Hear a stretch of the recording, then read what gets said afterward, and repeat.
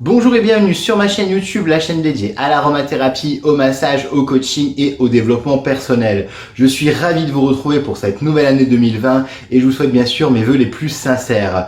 Vous allez pouvoir me retrouver tout au long de l'année pour de nouvelles vidéos sur le massage, le coaching et bien sûr les huiles essentielles et les plantes médicinales. Pour cette première vidéo de l'année 2020, je vais d'abord rendre hommage à une auditrice qui m'a demandé de parler de l'huile essentielle de camomille romaine, Chamamellum nobilis.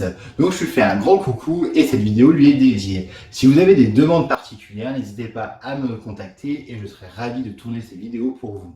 Il existe diverses camomilles, mais aujourd'hui nous allons parler de l'Anthemis nobilis ou Chamamellum nobilis. Ce sont ces deux noms latins, la camomille noble ou la camomille romaine. C'est une huile essentielle puissamment anti-stress et anti-inflammatoire. Elle est excellente contre l'asthme allergique et nerveux. C'est une puissante huile essentielle contre l'insomnie notamment et les parasites intestinaux.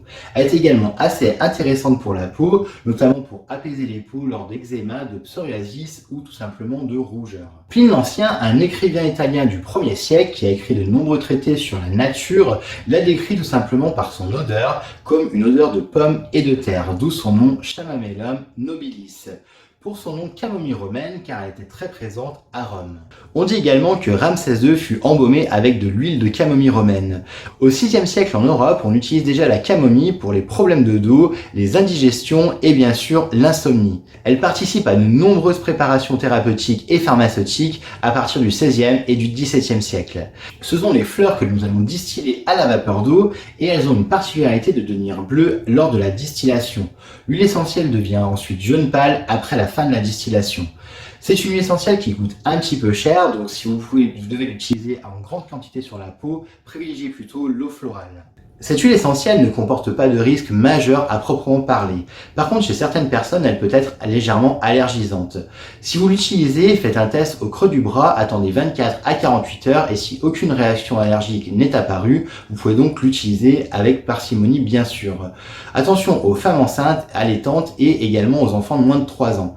Vous pouvez faire le test que je viens de vous expliquer pour toutes les huiles essentielles si vous avez un doute. Pour ces voies d'administration, vous pouvez l'utiliser par voie orale, par voie locale, en massage tout simplement, ou en olfaction directement au flacon. Vous pouvez également la diffuser, mais je ne vous conseille pas car l'huile essentielle de camomille est assez chère. Elle est également antiparasitaire au niveau des lamblias, des oxyures et des ascaries de l'intestin. Vous pouvez donc l'utiliser pour ce genre de pathologie. Elle est également antispasmodique au niveau des nerfs.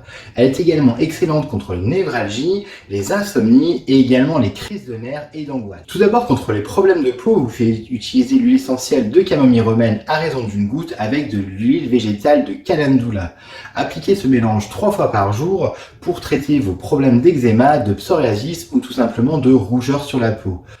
Vous pouvez utiliser l'eau florale à la place de l'huile essentielle qui sera beaucoup moins onéreuse et vous allez tout simplement appliquer sur un coton ou un linge propre directement sur le visage pendant quelques minutes. Vous pouvez également faire des infusions de camomille que vous allez filtrer et tout simplement imbiber un linge ou un coton et l'appliquer sur le visage pour traiter vos rougeurs par exemple. Contre le feu du rasoir ou tout simplement des rougeurs cutanées. Contre les problèmes d'asthme nerveux ou allergique, vous pouvez utiliser l'huile essentielle de camomille romaine à raison d'une goutte avec une goutte d'huile essentielle de chéla et une goutte d'huile essentielle d'estragon. Appliquez dans une huile végétale avec un petit peu d'huile végétale et massez directement sur le thorax 3 à 4 fois par jour et tous les quarts d'heure en cas de crise. Utilisez ce mélange pendant environ une dizaine de jours. Bien sûr, consultez votre médecin traitant pour compléter les traitements en aromathérapie avec l'allopathie classique. Elle est également extraordinaire pour traiter les problèmes au niveau des nerfs, donc les névralgies. Vous pouvez l'utiliser à raison de 1 à 2 gouttes avec de l'huile végétale, du macérat huileux de millepertuis. Appliquez ce mélange 3 à 4 fois par jour pendant environ 10 à 15 jours. Arrêtez et renouvelez si vous en avez besoin. Contre les problèmes dentaires, les rages de dents ou les premières dents des bébés, vous pouvez utiliser l'huile essentielle de camomille romaine. Appliquez donc une goutte sur un coton-tige et mettez directement sur la dent. Ensuite, vous pouvez pour les adultes appliquer une goutte d'huile essentielle de camomille romaine et une goutte d'huile essentielle de clou de girofle sur un coton-tige à appliquer sur la dent 3 à 4 fois par jour.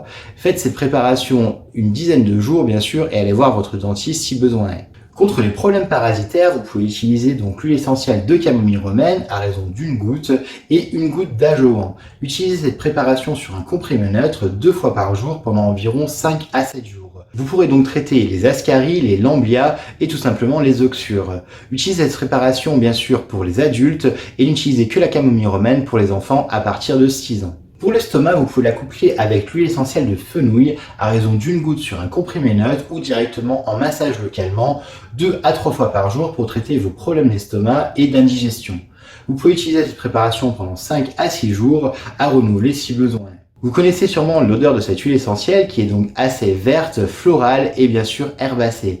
C'est une bonne huile essentielle donc pour traiter les insomnies, fait avec la marjolaine à coquille à raison d'une goutte de chaque, directement sur un comprimé neutre, une demi-heure avant le sommeil. Vous pouvez renouveler l'opération si vous êtes sujet aux réveils nocturnes.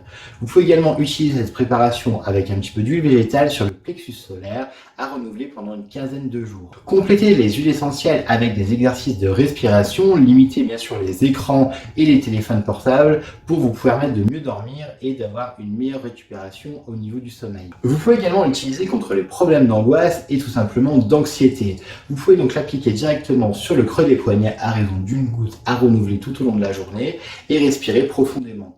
N'oubliez pas de dynamiser votre huile essentielle par 3 fois pour activer les molécules. Vous pouvez donc sentir directement au flacon ou appliquer sur les poignets. Vous pouvez également utiliser un massage aux huiles essentielles de camomille, de marjolaine et d'ylang-ylang pour calmer le stress et limiter les cauchemars avant de vous endormir. Massez avec ces 3 huiles essentielles l'ensemble du corps à raison de 4 à 5 gouttes de chaque avec une huile végétale type pépins de raisin ou noyau d'abricot. Elle calme également les nervosités, donc vous pouvez l'appliquer directement à raison d'une goutte sur la poitrine, sur le plexus solaire ou directement sur le creux des poignets ou sur la colonne vertébrale à raison d'1 à 2 gouttes. Vous pouvez également la respirer directement au flacon. J'espère que cette vidéo vous a plu et bien sûr comme d'habitude je vous laisse la partager au plus grand nombre. Je vous laisse bien sûr vous abonner et cliquer sur la notification pour ne rien louper de mes prochaines vidéos. N'oubliez pas de me poster un commentaire et un like et je vous dis bien sûr à bientôt.